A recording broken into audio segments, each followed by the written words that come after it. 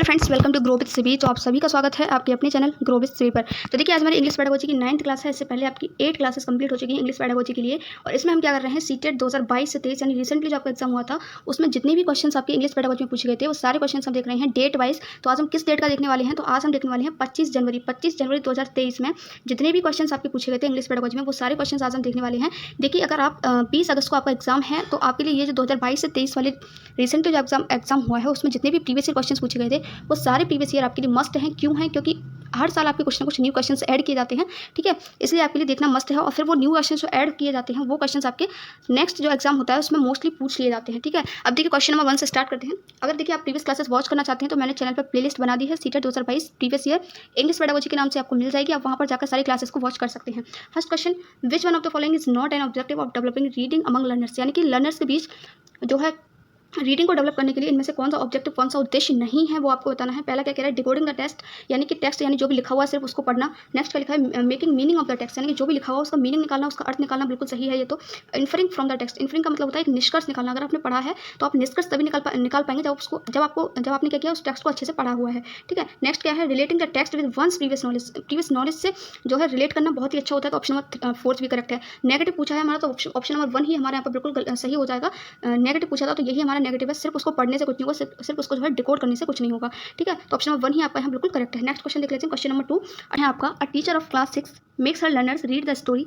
Class 6 के teacher हम क्या करती हैं, लर्नर्स को स्टोरी को रीड करने के लिए कहते हैं। Which she plans to take up the next day, वो क्या करती हैं, जिसको जो है टीचर क्या करती हैं, प्लान करती हैं नेक्स्ट डे के लिए। And collect ideas about the same, और सेम उसके बारे में क्या करती हैं, आइडियाज़ को कलेक्ट करती हैं। What does she attempt to realise here, ठीक है। तो इसका जो करेक्ट आंसर है वो है आपका option number 2, connecting with the previous knowledge of the learners, यानी कि वो क्या कर रही हैं, लर्नर्स की प्रीवियस नॉलेज को उसको कनेक्ट कर रही हैं। नेक्स्ट क्वेश्चन देख लेते हैं, question number 3, which of the following is true of foundational stage in NEP, यानी कि नेशनल एजुकेशन पॉलिसी 2020। तो देखिए, आपको एनईपी को बहुत अच्छे से पढ़ के जाना है, इससे बहुत सारे क्वेश्चन आपको मिलने वाले हैं, ठीक है। जितनी भी चीज़ें हैं बहुत छोटा सा है, एनईपी ज़्यादा बड़ा नहीं है, जो कॉमन चीज़ें हैं वही आपसे पूछी जाती हैं, ठीक है। तो इसका जो करेक्ट आंसर है वो है आपका option number B, first 5 years of schooling up to class 2, इसको हम कहते हैं फाउंडेशनल स्टेज के नाम से इसको जाना जाता है। तो ऑप्शन नंबर 1 ही आपका यहाँ बिल्कुल करेक्ट हो जाएगा, ठीक है। इसका जो स्ट्रक्चर है वो क्या है, तो वो आपको याद रखना है 5+3+3+4, और पहले का जो स्ट्रक्चर था वो क्या था आपका 10+2+3, ठीक है। ये स्ट्रक्चर भी आपसे बहुत सारे क्वेश्चन पूछे गए थे इस स्ट्रक्चर को लेकर, सिर्फ आपसे यही पूछा गया था, तो ये भी आपको याद रखना है। नेक्स्ट क्वेश्चन देख लेते हैं, question number 4,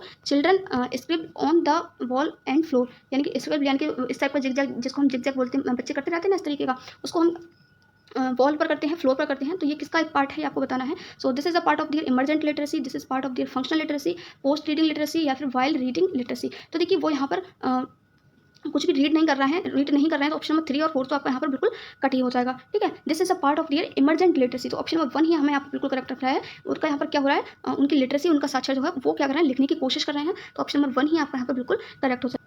next question, what does mother tongue based multilingualism aim at in school education, यानी कि जो मातृभाषा है वो क्या करती है, मल्टीलिंगुअलिज्म बहुभाषावाद का उद्देश्य क्या होता है स्कूल की एजुकेशन में मातृभाषा को लेकर के, वो आपको बताना है। Children learn their mother tongue and learn through their mother tongue, ये क्या हो गया, तो बिल्कुल गलत हो गया ना, ऑप्शन नंबर 1 तो आपका गलत हो गया। Children learn school language English and Hindi and later foreign, बिल्कुल गलत। सबसे पहले बच्चे देखिए क्या सीखता है वो आपको माइंड में रखना है, सबसे पहले बच्चा सीखता है मदर टंग, ठीक है। Children learn the official language English and a foreign language, children begin their schooling in the mother tongue and move on to add more language, बिल्कुल करेक्ट आंसर हो जाएगा आपका ऑप्शन नंबर 4। यहाँ पर सबसे पहले बच्चा क्या सीखता है, मदर टंग सीखता है, उसके बाद वो धीरे धीरे करके क्या करता है, move on to add more language, उसके बाद वो एक एक करके और भी भाषाएं सीखता जाता है, जिसको हम कहते हैं एक से, देखिए 2 से अगर आपको ज़्यादा भाषाएं आती हैं 2 या 3 से, तो वो आपका कहलाता है बहुभाषावाद, जिसको हम कहते हैं मल्टीलिंगुअलिज्म, ठीक है। तो ऑप्शन नंबर 4 आपका यहाँ बिल्कुल करेक्ट हो जाएगा। नेक्स्ट क्वेश्चन देख लेते हैं, a teacher organises a pair of work in the classroom, तो एक टीचर क्या करता है, एक पेयर वर्क को ऑर्गेनाइज करता है क्लासरूम में। Learners are given a set of 6 sentences and each learner in the pair has to read out the sentence alternatively and other learner writes the sentences read out by the other। तो देखिए यहाँ पर क्या हो रहा है, जो learners हैं उनको एक सेट दिया गया है 6 सेंटेंस का, 6 सेंटेंस है उसमें, और जो हर लर्नर है ईच लर्नर को क्या करना है, in the pair has to read out the sentence, उनको पढ़ना है अल्टरनेटिवली, और जो अदर लर्नर्स हैं उनको क्या करना है, लिखना है, ठीक है।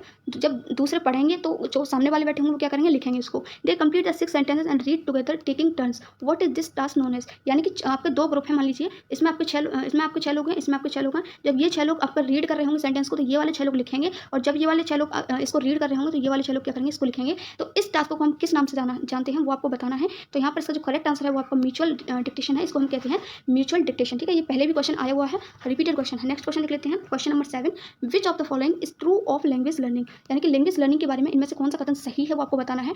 Grammar learning is essential for language learning, बिल्कुल गलत। देखिए ग्रामर की नीड नहीं होता है, मतलब यहाँ पर लिखा है असेंशियल, बहुत ज़्यादा आवश्यक होता है। तो लैंग्वेज को लर्न करने के लिए ग्रामर की नीड नहीं होती है। क्यों एक बच्चा जो कि फॉरेन में इंग्लिश बहुत अच्छे से बोल लेता है, क्यों हम उसी लैंग्वेज को एक्वायर करने के लिए उसके फॉर्मूले या फिर ग्रामर को लर्न करते हैं, है ना। तो ग्रामर की नीड नहीं होती है। Some languages are difficult to learn, कुछ लैंग्वेज जो है क्या होती हैं, डिफिकल्ट होती है लर्न करने के लिए। और थर्ड देख लेते हैं, all children learn language is in the same manner, आपको ट्रू बताना है, ठीक है। Language is learn through use and engagement with it, बिल्कुल करेक्ट आंसर हमारा ऑप्शन नंबर 4 हो जाएगा। लैंग्वेज के बारे में, लैंग्वेज किसके थ्रू सीखी जाती है, जितना आप लैंग्वेज को यूज़ करोगे, जो भी लैंग्वेज आप सीखना चाहते हो और उसके साथ एंगेजमेंट करोगे, तो उतना ही आप उसको, उतनी ही बेहतर तरीके से आप उसको सीख पाओगे। नेक्स्ट क्वेश्चन देख लेते हैं, question number 8। A teacher of class 4 ask learners to discuss and collect word relating to food and eating. एक टीचर है, वो क्या करती हैं, क्लास 4 के लर्नर्स हैं, उनको क्या करती हैं, फूड एंड ईटिंग से रिलेटेड वर्ड को कलेक्ट करने के लिए, उनके बारे में डिस्कस करने के लिए बोलती हैं। She then ask her learners to write them on chart paper to display on the wall. और फिर उनको क्या कहती हैं कि जितने भी वर्ड्स आपने फाइंड किए हैं उनको एक चार्ट पर लिख करके लाइए और फिर उसको क्या कीजिए, वॉल पर डिस्प्ले कर दीजिए। What strategy did she adopt to promote vocabulary learning in her classroom. तो उन्होंने जो है किस वोकेबलरी को यहाँ पर यूज़ किया है वो आपको बताना है, ठीक है। तो इसका जो करेक्ट आंसर है वो है ऑप्शन नंबर 3, जिसको हम कहते हैं थीमेटिक अप्रोच। लेकिन न्यू क्वेश्चन है यहाँ पर, अभी तक जो क्वेश्चन पूछा नहीं गया है, ठीक है। न्यू क्वेश्चन है, याद रखना। जब भी आपसे कहा जाए किसी भी चीज़ को लर्न करने के लिए या किसी भी चीज़ को फाइंड करने के लिए और फिर उसी चीज़ को चार्ट पर लिखकर उसको पेस्ट करने के लिए कहा जाए, तो ये हमारी होती है थीमेटिक अप्रोच। नेक्स्ट क्वेश्चन देख लेते हैं। नेक्स्ट क्वेश्चन है question number 9। A teacher of class 5 makes her learners read the tongue twister sentences many times in pair, यानी कि क्लास की एक टीचर है, वो क्या करती हैं, क्लास 5 के लर्नर्स हैं, उनको टंग ट्विस्टर सेंटेंस को रीड करने के लिए बोलती हैं। What does she attempt to teach her learners, यानी वो अपने जो लर्नर्स हैं उनको क्या करवाना चाहती हैं। तो यहाँ से साफ साफ पता चल रहा है, इसका करेक्ट आंसर है ऑप्शन नंबर 2। इससे हमारे जो टंग ट्विस्टर होते हैं उससे हमारा प्रोनाउंसिएशन बहुत ही अच्छा होता है। टंग ट्विस्टर होते हैं कि उसमें ना बहुत सारे वर्ड, सिमिलर वर्ड्स आते हैं, जैसे कि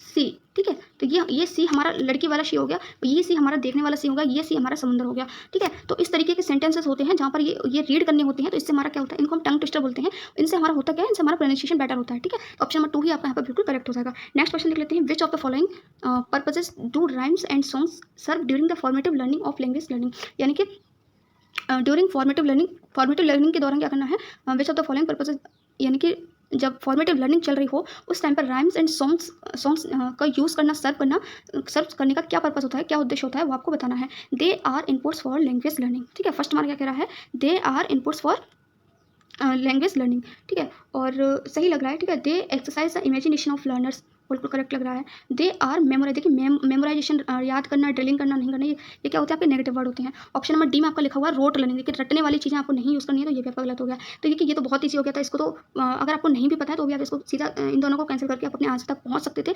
इसीलिए मैं आपसे कहती हूँ टैग वर्ड्स बहुत इंपॉर्टेंट है। ये देखिए मेमोराइजेशन और ड्रिलिंग आपने यहाँ से पकड़ा और यहाँ पर रोट लर्निंग पकड़ी, बिल्कुल ये गलत कर दिया। ऑप्शन नंबर 1 ए और बी ही हमारा करेक्ट हो गया। ए और बी यहाँ पर कौन सा, ऑप्शन नंबर 4 में दे रखा है, तो ऑप्शन नंबर 4 ही आपका यहाँ पर बिल्कुल करेक्ट हो। देखिए राइम्स होती हैं, सॉन्ग्स होती हैं, बच्चों में इमेजिनेशन का कार्य करती हैं और क्या करती हैं, इनपुट्स होती हैं ये लैंग्वेज लर्निंग के, ठीक है। नेक्स्ट क्वेश्चन देख लेते हैं, question number 11। Learners of class 4 are asked to speak to their parents, यानी कि क्लास 4 के लर्नर्स को क्या कहा जाता है, अपने पेरेंट्स से बोलने के लिए कहा जाता है, एंड ग्रैंड पेरेंट्स और अपने जो दादा दादी हैं उनसे बोलने के लिए कहा जाता है, अबाउट देयर चाइल्डहुड, उनके बचपन के बारे में, एंड सोशल लाइफ और उनकी सामाजिक लाइफ के बारे में। व्हेन दे वर चिल्ड्रन, यानी कि जब उनके दादा दादी या फिर माता पिता जब बच्चे थे, उन्हीं की तरह जब वो बच्चे थे तो उनकी लाइफ कैसी थी, उनके बचपन के बारे में बात करने के लिए कहा जाता है। They have to make an oral presentation about their interaction in the classroom, और उनको क्या करना है, एक ओरल प्रेजेंटेशन बनानी है। Later they make a poster on it to display on walls, उसके बाद क्या करना है, उनको उसके ऊपर एक पोस्टर भी बनाना है। What is this activity known as, तो इस एक्टिविटी को क्या कहते हैं वो आपको बताना है।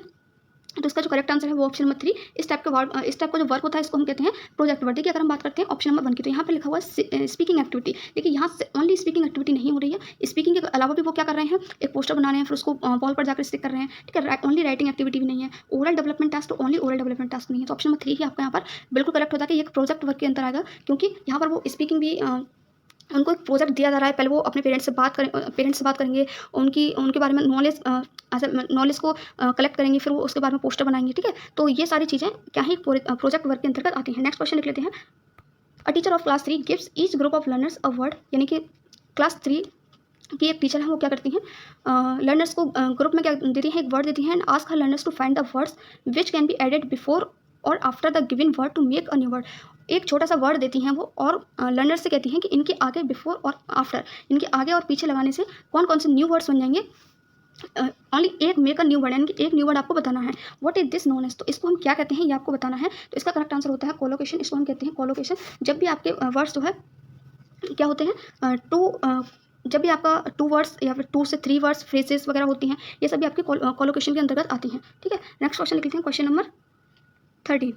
जैसे कि मैं आप बात करूँगा देखिए कोलोकेशन की, हैवी रेन। हैवी रेन क्या है, इसमें आपके 2 वर्ड हो गए, एक आपका हो गया हैवी और दूसरा आपका हो गया रेन। ठीक है, अब अगर टीचर ने बोला है बिफोर का, तो हमने बिफोर में लगा दिया हैवी। रेन उन्होंने वर्ड दे दिया, हमने लगा दिया बिफोर में हैवी, तो हैवी रेन क्या होगा, हमारे कोलोकेशन हो गया। ठीक है, इस तरीके से। नेक्स्ट क्वेश्चन देख लेते हैं, question number 13। Which one of the following statement is true, यानी कि इनमें से कौन सा कथन सही है वो आपको बताना है।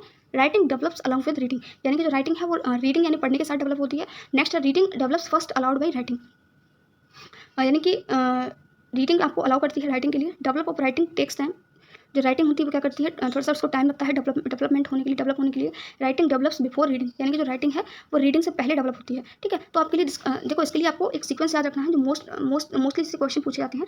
LSRW, यानी सबसे पहले आपका आता है लिसनिंग, फिर आता है स्पीकिंग, फिर आपका आता है रीडिंग और फिर आपका आता है राइटिंग। ठीक है, अब यहाँ पर ये क्या कह रहे हैं कि राइटिंग डेवलप्स बिफोर रीडिंग। अब राइटिंग जो है यहाँ पर, राइटिंग ये रीडिंग से पहले डेवलप होती है, तो पहले डेवलप नहीं होती है, बाद में डेवलप होती है।